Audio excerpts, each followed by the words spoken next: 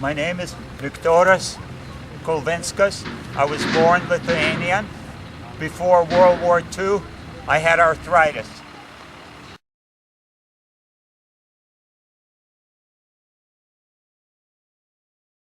And what would you recommend people who live in the north, in the colder climates? Well, I think that's a big problem because a lot of times when people first go raw, they're detoxing, they're cleansing, their systems are clogged, and they feel really, really, really cold. Yeah. And of course, you can't just pull something out of the refrigerator and eat it. That makes you colder. So what I'm going to have Viktoras address this too. But what we do is let our food warm up before we have it. We use warming foods like ginger, garlic, and sometimes we actually warm our foods on the stove a little bit with our finger, like you never drink cold juices. Yeah. Exercise is another big key. It's not just about diet, it really is about exercise. And if you do exercise and improve your circulation, you will find that you're not so bothered with being cold.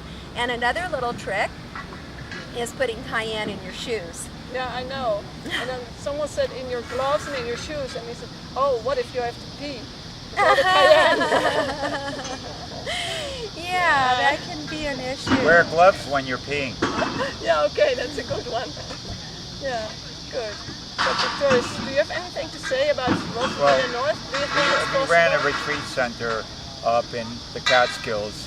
They have a 1-month summer, and we warmed up everything from juices. We always use very warm water in the production of any salad dressings. Yes. We heated up our salads by sticking them in a dehydrator. We did that with fruit. Food was always served warm. In Chinese medicine, it says cold food will make you sick.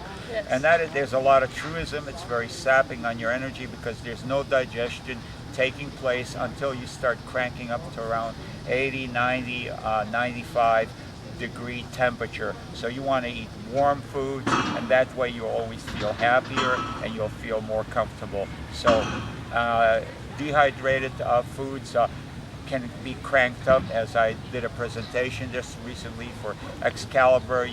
If you're making crackers or using Slurpees or smoothie type of blended, you basically start off with cranking it up to 150 and watch for the first couple hours when the volume of water is diminished, and during evaporation it has a cooling effect on the Slurpee, on the cream, so that it never drops, goes up to beyond 100 degrees inside the liquid medium. Then after that, turn it down to 120, and it will be finished product, enzymatically active. If you don't do that, you're going to get into moldiness and mildew and kind of fungal type of development. And I see that in many of the dehydrate type of products. Dehydration is a very popular way of creating delightful foods, warm soups, Kathleen, and also the use of warming spices that increases your overall sense of circulation.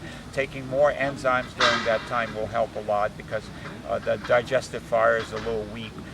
So these are some of the things that will help besides the exercise and other things mentioned. And hot and cold, like in the sauna, then a cold shower, because that improves your circulation and also helps you detox. Yeah, and I think taking the local foods that grow in your own area. Absolutely. And sprouts are the most local foods you could have. Yeah. And that's the ones that I would emphasize. But a local vegetation, local fruit, you need to support the local economy. It's good for the ecology of the planet. We're not using up so much fuel and diesel. Also at the same time, it's going to have a higher enzymatic activity. It's going to also be available when the food shortages develop on a global scale. Yeah, and I also think the weeds that grow outside, they're the best. Yeah. But you shouldn't rely strictly on weeds because in eating one single weed, I've seen toxic results. Try to eat weeds that are more gentle. Some of the gentlest ones would be lamb's quarter. You can eat it without bitterness from early spring to the late autumn when the first frost comes your way. Then there's another tree that everyone should think in terms of planting. It's called Moringa, M-A-R-I-G-A tree. It grows up to 8 feet in a single year. It's called the salad tree. You can clip it down. You can find Moringa on the internet and order the seeds, and they'll grow up very quickly, and it's a very inexpensive way of growing salad greens. Do they grow in cold climates? Yes. Okay, They good. grow everywhere in the world. Good, that's great. We should do it.